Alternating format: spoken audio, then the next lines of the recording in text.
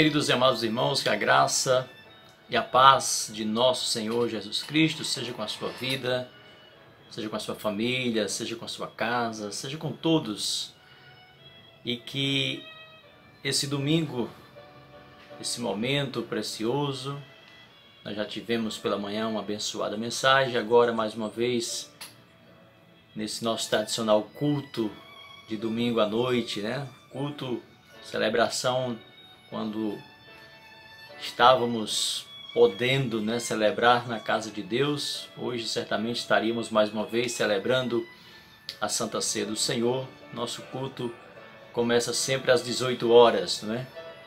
E agora nesse momento em que, estando nós na casa de Deus, teríamos a oportunidade de ouvir a mensagem da Palavra de Deus. Eu convido você nesse momento, com toda reverência, né, com todo zelo, com todo o denodo da sua alma, você puder nesse momento se aplicar a não somente a ouvir uma mensagem, mas acompanhar como se você estivesse ali interagindo naquele momento quando nós estamos na casa de Deus, que o Espírito Santo do Senhor possa estar falando ao seu coração nesta manhã. Eu quero ler um texto das Sagradas Escrituras nesta manhã para darmos assim introdução à mensagem que Deus tem para nós na noite de hoje. O texto das Sagradas Escrituras encontra-se no Evangelho segundo escreveu Mateus, capítulo 2, do versículo 13 até o versículo 23. Diz assim a sagrada, bendita, gloriosa, inerrante palavra de Deus, esta imutável, certo? Palavra do Senhor diz assim: tendo eles partido, o anjo do Senhor apareceu a José em sonhos e disse: levanta-te, toma o menino e sua mãe e foge para o Egito. Fica-te lá até que eu te avise, pois Herodes há de procurar o menino para matar. Levantando-se ele, tomou de noite o menino e sua mãe e foi para o Egito. Ali ficou até a morte de Herodes, para que se cumprisse o que foi dito da parte do Senhor pelo profeta: do Egito chamei a meu filho.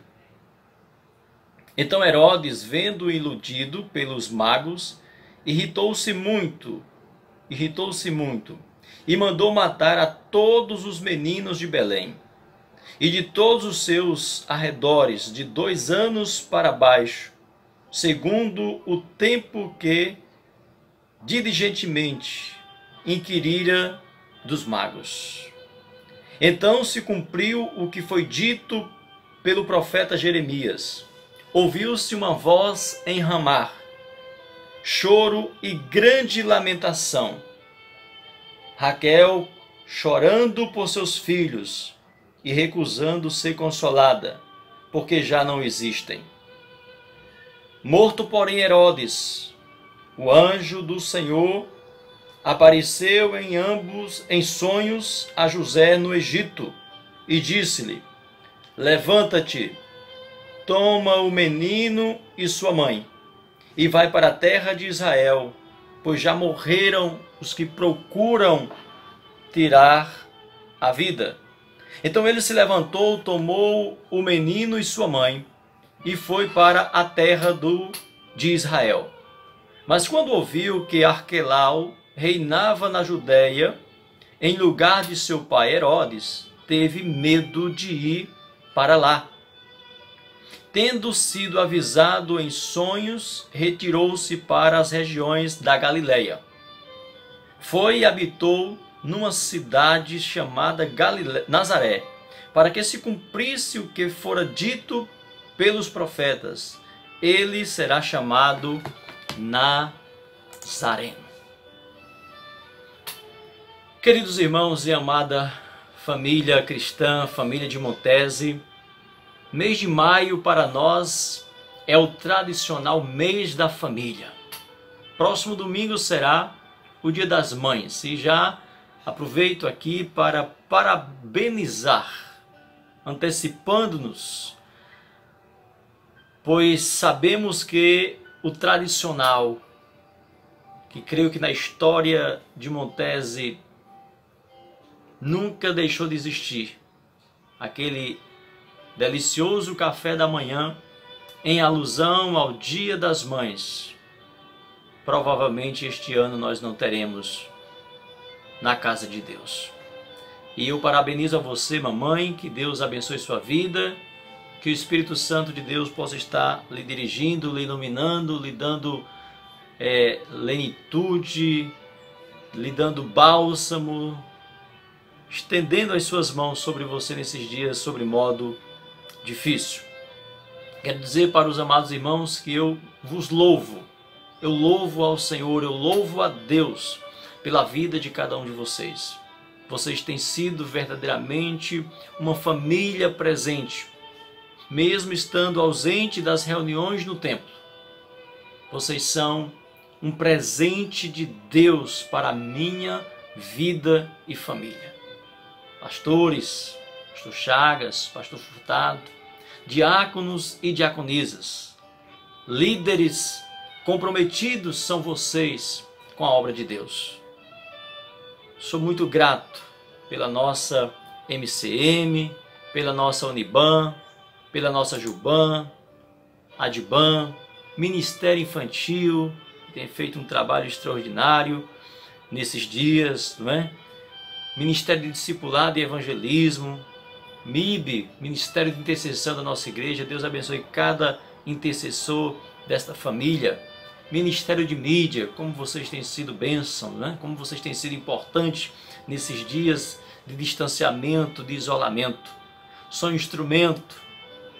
Todos vocês têm sido tão importantes, exatamente porque são partes integral do corpo de Cristo desta família. Que Deus abençoe poderosamente e gloriosamente a vida de cada um de vocês, das suas famílias, que Deus possa estar suprindo todas as vossas necessidades. Essa tem sido a minha oração a Deus pela vida de cada um de vocês, pela vida de toda a família. O Salmo 46 diz que Deus é o nosso refúgio e fortaleza e socorro bem presente na hora da angústia. Eu posso dizer que vocês são este socorro, mesmo distante. A Bíblia diz também que os anjos do Senhor acampam ao redor dos que o temem. Vocês são anjos de Deus em minha vida. E eu espero também ser anjo do Senhor na vida de vocês. O socorro bem presente de Deus em nossas vidas vem muitas vezes por intermédio de vocês. A direção de um anjo e até mesmo a proteção vem muitas vezes em uma palavra de vocês. Então Deus usa da maneira que Ele quer, da maneira que Ele entende, através dessa família, através desse corpo, para o próprio Deus se fazer presente, se emanar através das nossas atitudes. Deus usa, queridos anjos, hoje também. Somos realmente uma família, uma igreja verdadeiramente cristã. Não somos uma tradição morta, nenhuma moda atual e passageira.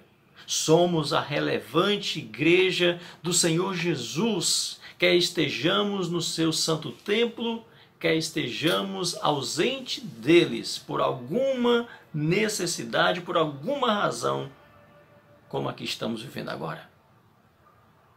Voltando ao nosso texto que nós lemos nesta noite. Esse texto sagrado que lemos, queridos, tem muitos ensinos preciosos para a nossa vida, para as nossas famílias, para nos instruir nesses dias de pandemia. Esse texto nos ensina a cuidar da família.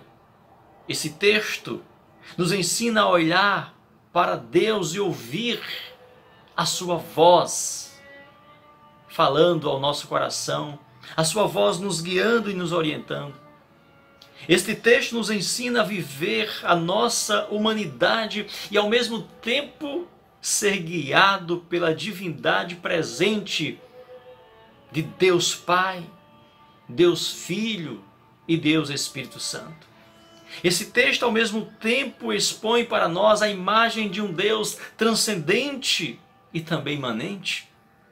Deus soberano, Deus todo-poderoso, mas que para cumprir a sua palavra, dita anteriormente pela boca dos seus santos profetas, anda conosco em nossa frágil humanidade. Esse Deus transcendente na sua imanência fala a nossa língua, sente as nossas dores, acompanha os nossos medos e temores e atende o nosso clamor e atende a nossa oração.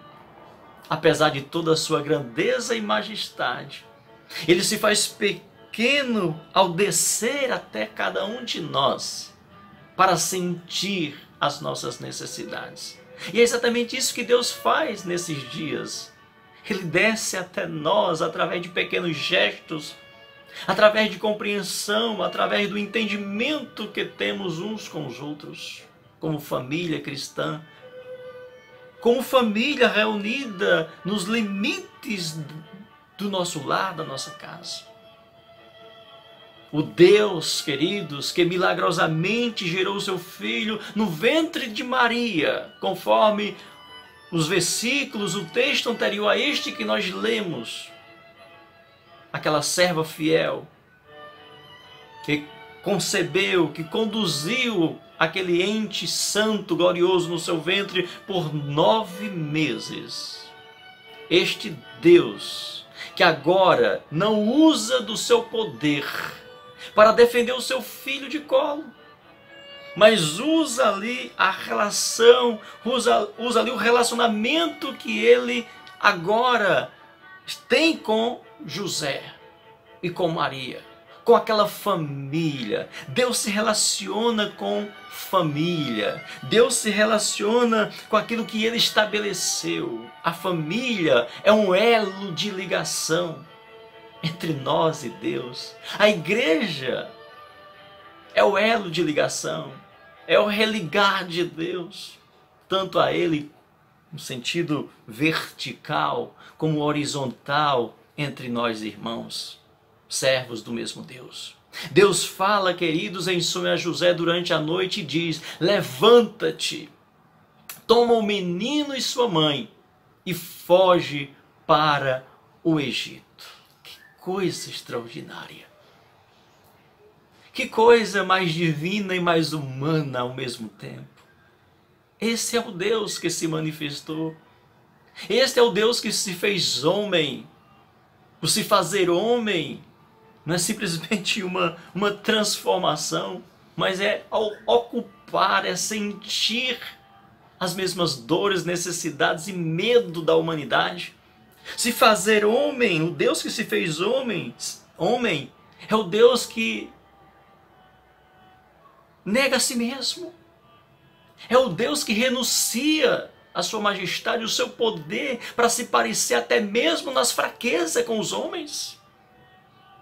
Aprendemos 2 coisas maravilhosas aqui nesse texto. 2 eu digo por dizer, mas são muitas. Mas vamos ver.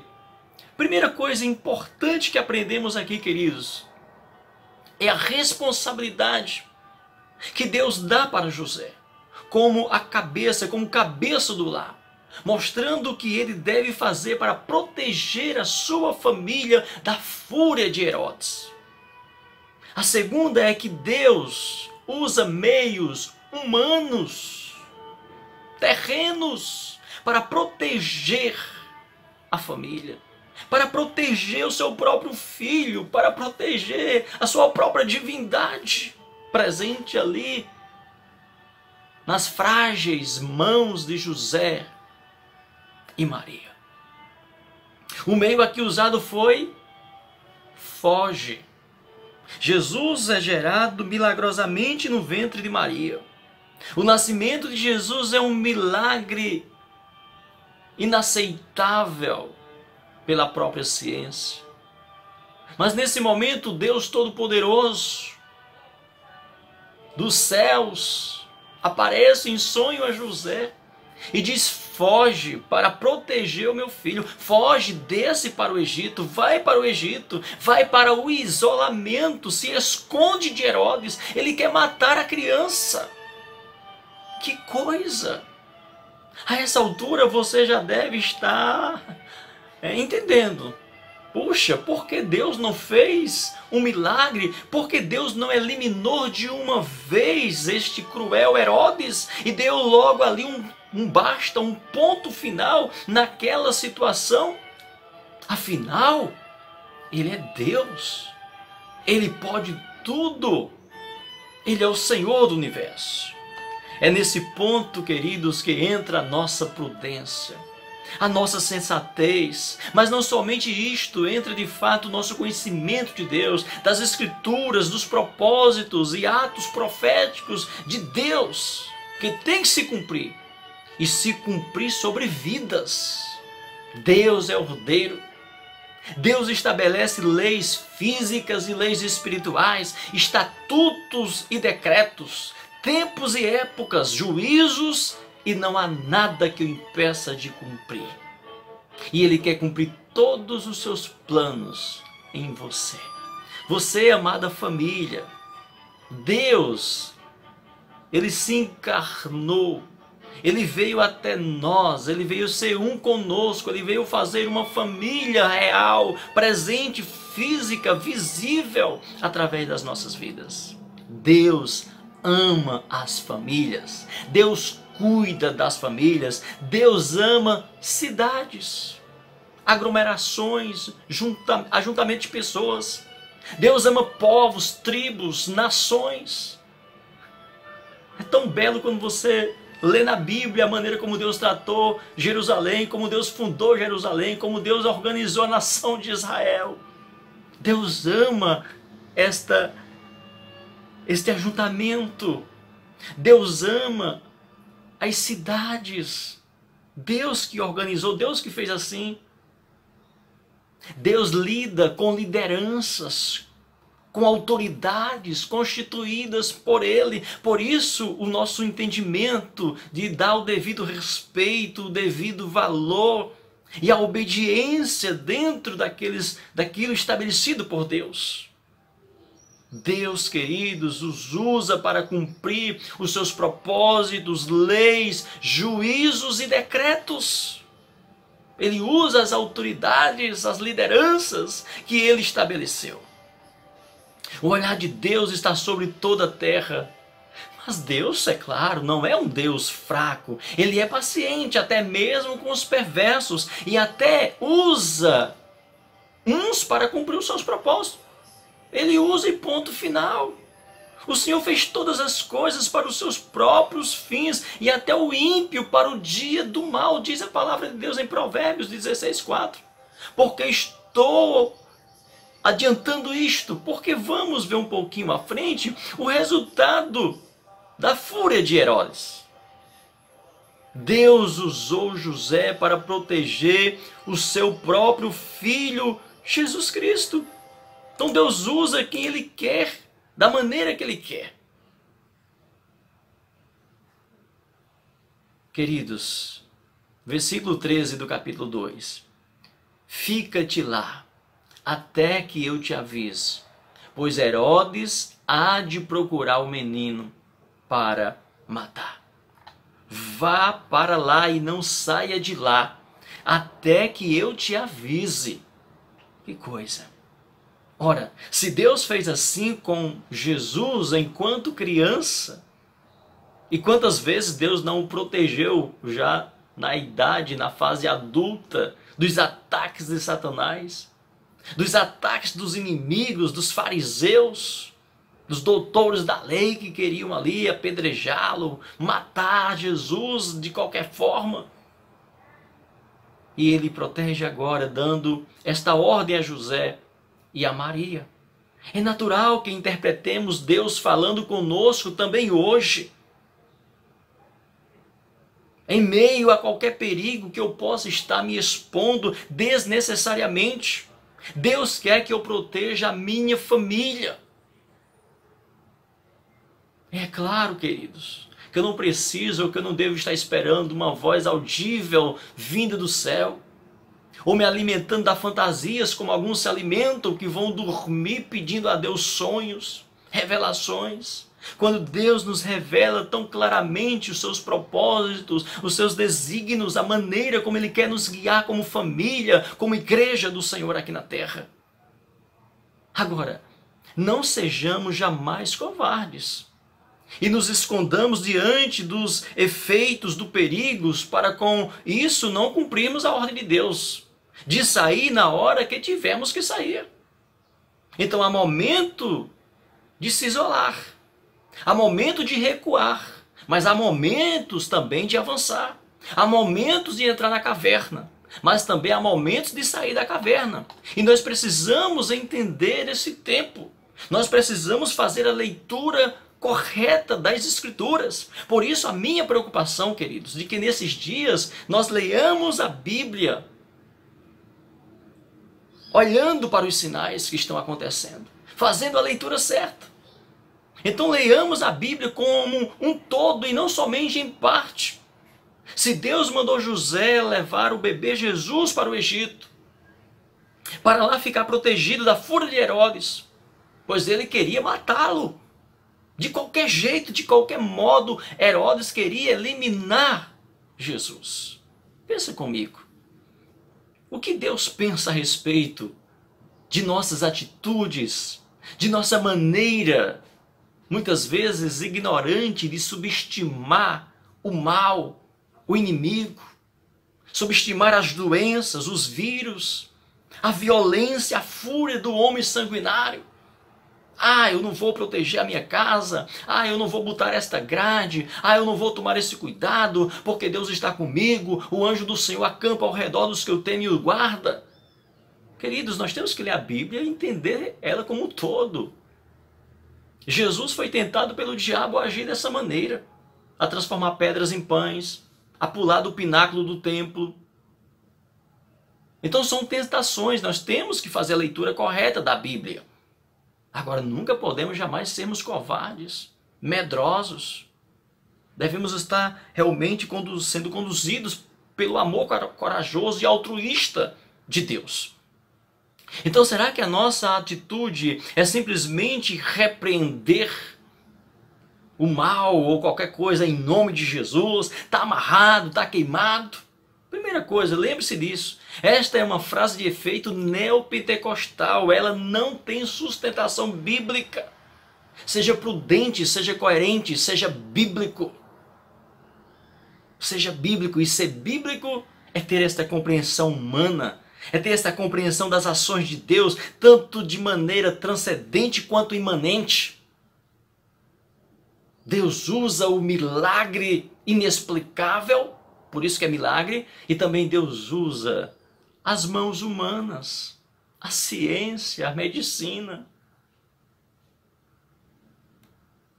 Meus irmãos, nada diminui Deus. Nada existe que não tenha sido criado por Deus. Nada existe que não tenha sido criado por Deus. Então Ele é o Senhor Todo-Poderoso. Então entenda uma coisa dentro desse texto. Proteger a minha família, salvar a minha família, cuidar da minha família é uma responsabilidade minha. Não é do Estado, não é da igreja. O Estado tem a sua contribuição, sim. A igreja tem a sua contribuição, sim, tem. Mas Deus confiou a mim esta missão e ela é uma missão intransferível. E Deus está nos ensinando tanto nesses dias a valorizar a família, a cuidar da família e reconhecer, mesmo à distância, como nós estamos, reconhecer o quão importante é a família, tanto a de sangue quanto essa espiritual, esta grande família chamada família cristã espiritual que Deus nos concedeu, e sairmos mais forte como família desta pandemia. Queridos, agora nós devemos olhar para este texto bíblico e saber que estamos findando a nossa jornada aqui. Nós estamos findando a nossa jornada aqui. Mas os cuidados devem continuar. Não devemos relaxar jamais. Não é porque vou morrer somente daqui a 30 anos, ou mesmo, não sei, ou se vai ser amanhã, que vou descuidar, que vou me expor ao perigo, vou desafiar a morte, vou tripudiar sobre todos, vou desrespeitar as leis físicas, éticas e morais. Nós somos um povo ordeiro, uma igreja obediente às leis de Deus. Eu digo isso dentro de uma lógica, como se você, assim como Jesus, assim como Deus, sabia o tempo de vida. Deus sabia o tempo de vida, o tempo que Jesus ia passar sobre a terra. Um tempo curto, 30 e poucos anos. Jesus veio a este mundo para morrer numa cruz por nós. E isto não podia acontecer antes ou de outra forma. Tinha que ser na cruz. Mas é interessante como Deus seguiu, queridos, um roteiro de cuidado até aquele cumprimento profético. Usando uma família, um casal que ele escolheu na terra para cumprir o seu plano, para cumprir os seus propósitos. Deus faz assim. Deus tem ainda, queridos irmãos, querida família Montese, alguns duros decretos proféticos para cumprir, e nós temos que estar preparados caso eles venham a se cumprir em nossa geração, em nossos dias. Por isso, da nossa preocupação de que olhemos para a palavra, pensemos com a palavra na cabeça, decidamos com a palavra na cabeça, nos cuidemos com a palavra na cabeça, tomemos as nossas decisões com a palavra na cabeça. Por isso Paulo enfatizava tanto, Colossenses 3,16, que a palavra de Cristo habite em vós abundantemente.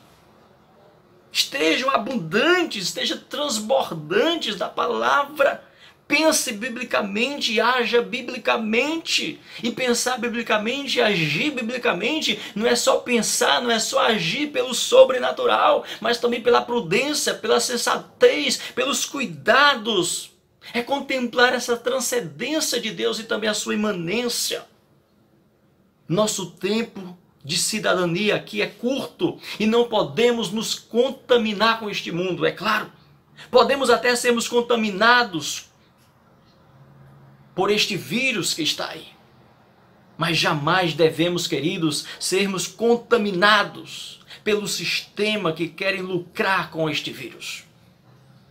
Eu sei que é extremamente difícil o tempo que estamos vivendo. Eu sei o que você está sentindo porque estamos juntos nessa. Há uma sensação estranha no ar. Sei que você tem percebido isso, se não, ore a Deus para perceber. Mas há uma sensação estranha no ar. Há um desencontro de informações, de entendimento. Quantas confusões, guerras, depressão, síndrome de ansiedade não tem ocorrido nesses dias. Quantas pessoas não estão enfermas, feridas, não necessariamente pelo vírus em si, mas pelas circunstâncias da situação. O sentimento, querido, que às vezes tenho é como se estivéssemos em um cerco. A cidade está cercada por inimigos invisíveis, parecem hostes espirituais. Sabe aquele adversário que vence o seu opositor pelo cansaço? Pelo tempo de espera, naquele encurralamento, naquela trincheira? Israel muitas vezes ficou assim, cercado por inimigos.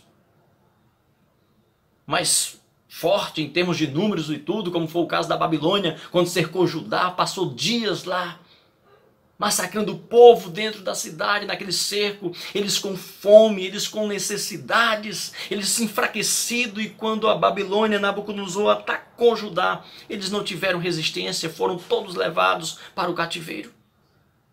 É mais ou menos isto que este vírus está fazendo. As pessoas vão se cansando, vão se rendendo, se descuidando, e aí luta, e no final, muitos abrem ou acabam por abrir a guarda. Não abra a guarda em nada, seja nessas circunstâncias, seja principalmente na sua vida espiritual, mediante os ataques do inimigo. O que ele quer é te enfraquecer, é te desanimar, para que você não continue lutando e sendo guiado pelo Espírito, pela palavra. Por isso que alguns preferiram ir logo, ou preferem ir logo para a guerra. Não recuam. É também uma estratégia, nós devemos entender. É uma tentativa de vencer enfrentando. Alguns sobrevivem, mas nem todos têm a mesma resistência. Pensando nisso, dentro dessas circunstâncias que nós estamos vivendo, é importante sim ouvir a voz da ciência, ouvir a voz dos instrumentos que Deus tem aí, dos especialistas em saúde, em vigilância sanitária. Porque o texto que nós lemos, os cuidados que Deus usou para proteger o seu próprio filho da fúria do rei Herodes, prova que Deus tem seus meios também humanos para nos proteger. E queridos, José não questionou a Deus. José não questionou o modo, a maneira, não é? Poxa, mas Senhor, é o Senhor mesmo que está me dando esse sonho, o Senhor Todo-Poderoso mandando eu fugir para o Egito. Nós que já enfrentamos o Egito, fugir para o Egito para esconder, para proteger o seu filho Jesus do homem, de um braço de carne. Quando a palavra diz que conosco está o braço de Deus, não um braço de carne, um braço frágil. José não questionou a Deus. José não orou a Deus pedindo outro meio para salvar a sua família. Isso é extraordinário. Isso é o conhecimento, é a dependência, a intimidade com Deus. Não gera dúvida, não gera confusão em nossa mente. Porque muitos estão confusos diante dessa pandemia, diante dessas situações, fica aquela confusão de interpretações, de entendimento, por falta de conhecimento da palavra, por falta de entendimento. Queridos, nós temos que estar certo do que a Bíblia diz. Nós estamos caminhando realmente para o fim. E todas as coisas vão cooperando, vão corroborando para o bem daqueles que estão ligados em Deus, que são chamados por Deus segundo a palavra. José e Maria eram tementes e piedosos servos de Deus desde a sua infância. Conheciam o poder de Deus, criam nas maravilhas operadas por Deus no passado e por isso mesmo, em obediência a Deus, eles entendem que é mais importante esta obediência do que uma fé cega, do que uma fé simplesmente religiosa tradicional. Uma fé terceirizada pela religião, pela indução da fé dos outros. A fé, queridos, nos foi dada também para obedecer a Deus, comandos da nossa cidadania terrena, não para ter autoridade para cobrar algo de Deus, ou mesmo dizer como Ele tem que fazer as coisas. Pois é isso que muitos estão cobrando hoje dos falsos profetas no nosso país. Por quê? Porque os falsos profetas transmitiram, ensinaram um Deus que não é um Deus bíblico. Ensinaram uma palavra que não é a palavra do Evangelho. E agora eles ficam zombando deles. Curem, repreendam o coronavírus. Vocês não têm o poder de Deus sobre vocês? Não se arrogam até mesmo de nem adoecerem, nem precisar tomar medicamentos, porque são tão ungidos de Deus. É uma vergonha, é triste, é lamentável. Mas tudo isso, queridos irmãos, é resultado de uma palavra falsificada, de um evangelho falsificado, de um pseudo-evangelho. Mas infelizmente, as pessoas não sabem fazer a diferença entre o verdadeiro profeta de Deus e os falsos profetas. Não sabem. Mas eles estão sendo revelados nesse momento. Esse vírus, de certa forma, tem revelado os falsos profetas, não para nós. Nós já sabíamos desde antemão, pela palavra de Deus, quem são os falsos profetas da nossa nação. Nunca negamos isso. Deus é o mesmo ontem, hoje, nós sabemos e será eternamente. Ele curou no passado e Ele cura agora. Mas também da mesma forma Ele instruiu José a usar o recurso da fuga para proteger a sua família no Egito. E pode fazer o mesmo conosco hoje. Não vá por esse caminho é perigoso, tenha cuidado.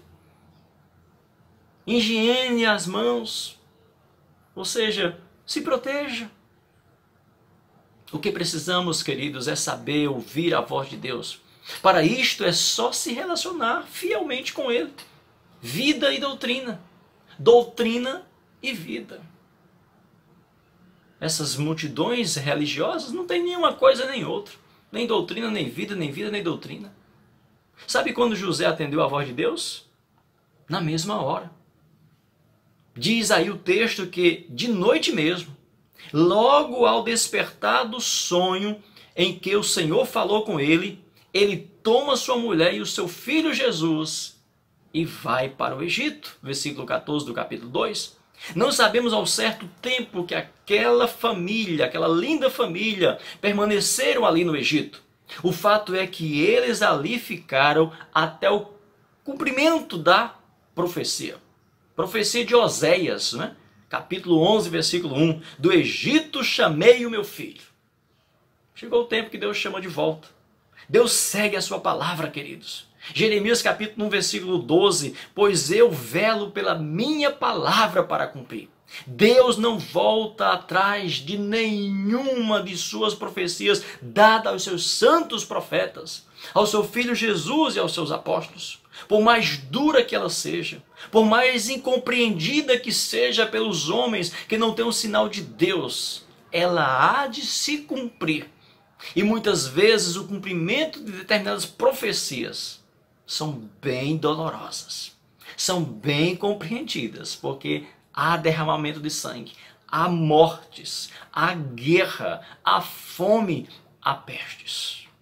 A obediência de José provocou a fúria do rei Herodes. Ele sentiu-se enganado pelos magos e ficou furioso. E, queridos, poupar a vida de Jesus culminou com a morte de muitas crianças. Resultou num choro desesperador de muitas mães. Foi um dia dificílimo para aquelas famílias. Choro, muita dor, desespero, angústia, desentendimento familiar, conflito familiar. Queridos irmãos, o cumprimento de algumas profecias às vezes é muito doloroso. Daí porque o mundo não entende. Daí porque qualquer situação contrária ao desejo humano nesta terra, eles não compreenderão, eles blasfemarão de Deus, porque não conhecem o Deus das Escrituras. Eles querem simplesmente que Deus faça a sua vontade, e não a vontade, não os propósitos de Deus se cumprirem. Estamos vivendo tempos proféticos na história da igreja e não podemos nos calar nem deixar de falar os cumprimentos da palavra, não. Nós não vamos querer agora passar um pano quente, passar a mão por cima da situação e simplesmente usar a mesma linguagem que o mundo usa. Vai passar, vai passar, vai passar. Nós sabemos que tudo passa, mas a palavra de Deus permanece para sempre.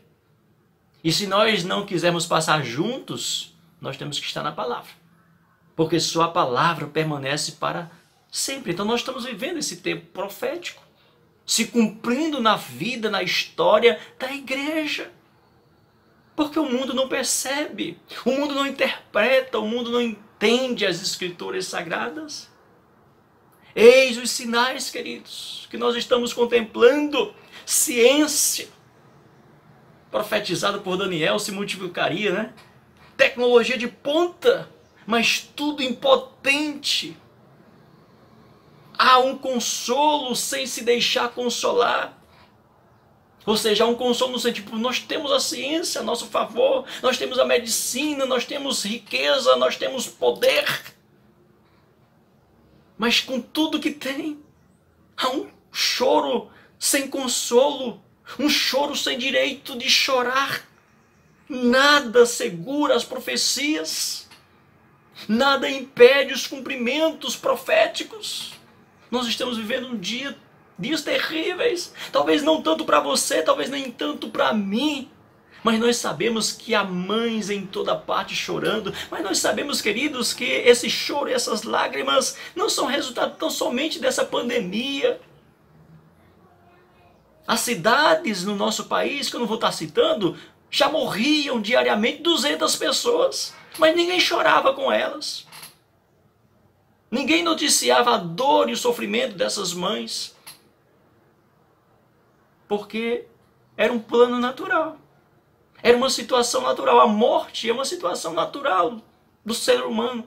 Mas quando tem algo por trás, quando tem algo envolto, quando há um sistema envolvido, porque quando as profecias estão se cumprindo, o sistema também se agita, o sistema quer tirar proveito, o sistema quer desviar a atenção das pessoas e especialmente da igreja, ele quer gerar conflito e confusão. São os velórios solitários das vítimas que estão partindo hoje, sem que os seus entes queridos possam sequer se despedir. É algo terrível, doloroso. São profecias, não é algo natural. Você teria coragem de dizer que não foi justo o que aconteceu ali em Belém?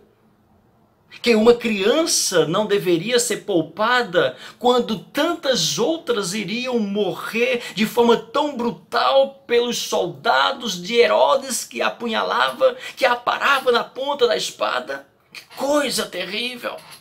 Mas o que estava acontecendo? O que estava se cumprindo? Uma profecia bíblica. Agora a maldade, o agente da maldade, da crueldade não era Deus.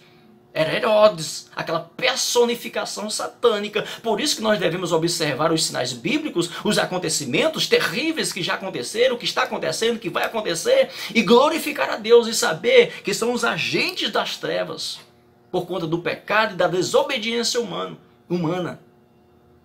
Por que aconteceu aquelas mortes das crianças? Porque o próprio Jesus teve que morrer na cruz. Você sabe por quê? Por causa de você. Por causa de mim, por amor que Deus tem por cada um de nós. Porque diz a Bíblia que Deus amou o mundo de tal maneira, a você e a mim, que enviou o seu Filho unigênito. Isso é amor, para que todo aquele que nele crê não pereça, mas tenha a vida eterna. Capítulo 2, versículo 18.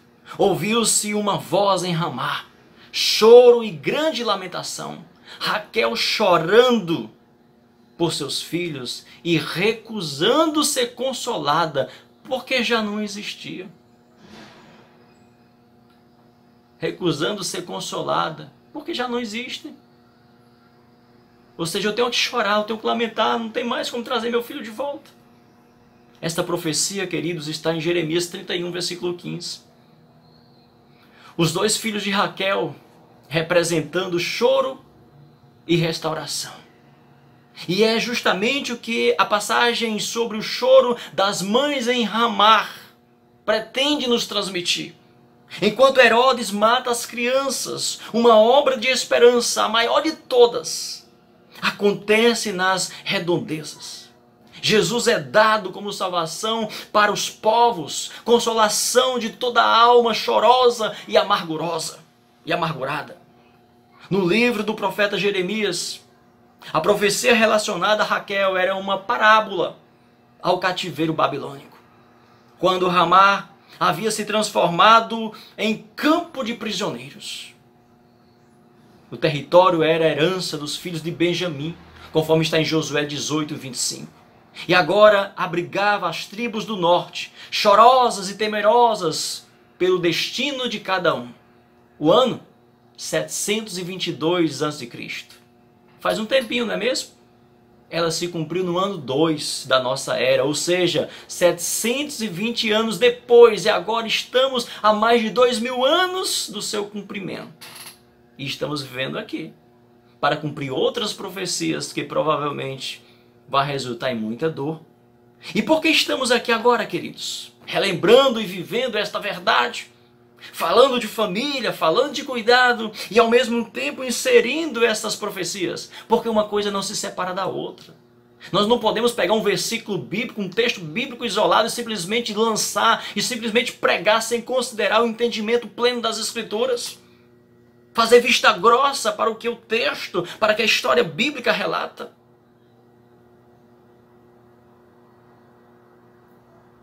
Nós estamos aqui, queridos, para cumprir os propósitos de Deus.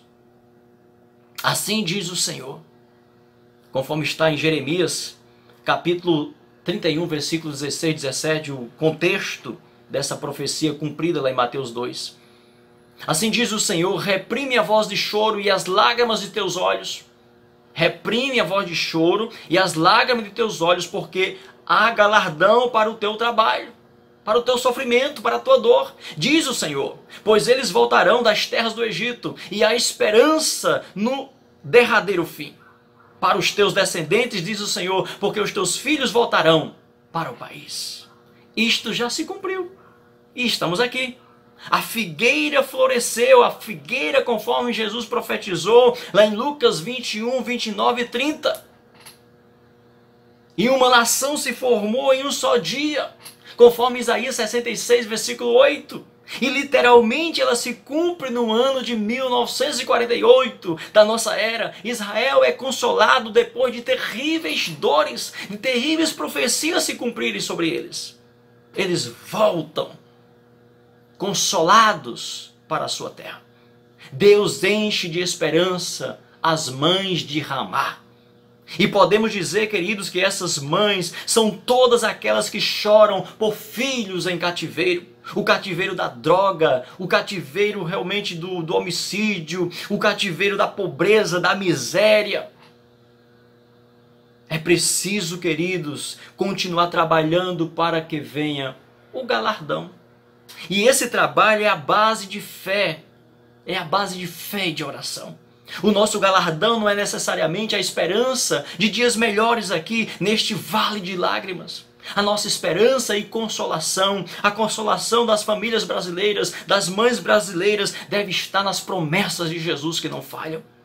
Deus não omite o sofrimento e a dor em sua palavra, mas deixa evidente que seu amor é capaz não apenas de curar, mas de restituir o que se perdeu, a alegria que se perdeu, a paz que se perdeu, o gozo que se perdeu. Deus quer restituir de maneira quadruplicada, 4 vezes mais, ou 100 vezes mais, como Jesus prometeu para os seus apóstolos. Talvez seja mais fácil falar sobre fé e esperança do que viver essas referências, não é? Do que trazer essas profecias. O falso profeta prefere e leva isso. Somente paz, somente esperança, somente resultados positivos. Por isso que profetas como o profeta Jeremias não era bem quisto, não era bem visto pelos reis, pela nação do próprio Senhor. Mas a vida é esse desafio que se torna rude e pesada. E pesado. Se lutamos com as próprias forças. E se torna surpreendente quando, queridos, estamos com Cristo. Com Ele até a tristeza salta de alegria. A morte é transformada em vida porque Ele vive, como nós cantamos. Posso crer no amanhã. Raquel chorando seus filhos em Ramá. É um lugar de indecifrável dor e de incomparável amor. As manifestações de Deus é assim. Foi em Ramá que Ana chorou a Deus por um filho. E recebeu como resposta Samuel. E depois dele mais 5 crianças. Foi lá em Ramá que Ana chorou amargosamente. Ramá diz respeito a mães e filhos, mas também a situações como a que atravessava a nação de Israel na época de Jeremias. Raquel se recusava a ser consolada pelos homens, porque a nenhum deles é dado o poder de curar a alma das calamidades espirituais. Como também hoje, ninguém é consolado verdadeiramente se não for ouvir a palavra de Deus. Ramá significa lugares altos, lugares elevados. Podemos dizer que é um lugar perto de Deus, do Deus Altíssimo, onde se ouvem orações. Enquanto os filhos de Raquel morriam em Ramá, Deus entregava o consolo aos homens em Belém. Jesus era a promessa, a restauração do cativeiro. Por essa causa, queridos, não podemos jamais desprezar a fé. Ela é a melhor escolha em todos os tempos. Basta um olhar sobre o mundo e as matanças diárias para percebermos que o choro de Raquel persiste através das gerações. Basta mais que um olhar para Deus, uma entrega de fé para que a esperança permaneça viva em nós. Chegou o tempo de José voltar com Maria e Jesus para Israel. Da mesma forma como da primeira vez, Deus aparece em sonhos e diz: volta-te, versículo 19 e 20, levanta-te porque já morreu quem procura matar o menino. Já passou a primeira era, a primeira situação, o primeiro desafio, o primeiro cerco. Outro vai continuar, outro vai começar, mas eu estou com você. É por isso que podemos dizer: o Senhor é o meu pastor e Ele não me faltará, Ele estará comigo no vale, na sombra da morte. E aí, queridos irmãos, família Montese, em obediência à palavra de Deus, ele se levanta e vai. Mas quando ouviu que Arquelau, filho de Herodes, reinava na Judéia, teve medo de ir para lá. Olha aí, a humanidade, querido, tem se manifestado. Nós somos humanos. Olha que coisa humana e divina ao mesmo tempo. Deus está no negócio. É Deus que está no comando. Então ele teve medo de ir para lá, de voltar, com medo do filho de Herodes, do perseguidor do filho do Senhor Jesus. Então o medo de José é interessante. O medo de José cumpre outra profecia sobre Jesus. Olha que coisa mais extraordinária. Ele então é orientado a ir para a Galileia e depois morar onde? Em Nazaré. Ele será chamado Nazareno. Queridos irmãos, para encerrar, Deus tem propósito em sua vida, em sua família. Sigamos as orientações dele, mediante as suas promessas. Estejamos prontos para que ele cumpra em nós a sua vontade, as suas profecias. E ele cumpre a sua vontade, as suas profecias através da nossa frágil humanidade, através da nossa família, da nossa casa. Deus está cumprindo sinais, Deus está cumprindo pontos proféticos específicos das Escrituras nesses dias, em nossas vidas, em nossas casas. Estejamos fortes, queridos irmãos. Estejamos fortes, família Montese. Não importa o tempo que vamos passar, enquanto durar esta praga, essa determinação, mas o certo é que estamos com Cristo e que a nossa fidelidade, o nosso zelo, o nosso compromisso com o Senhor, ele continua. Amamos o templo, amamos a casa do Senhor, amamos estarmos juntos. Mas não é essas circunstâncias que nos separam de Deus, não são essas circunstâncias que nos separam uns dos outros.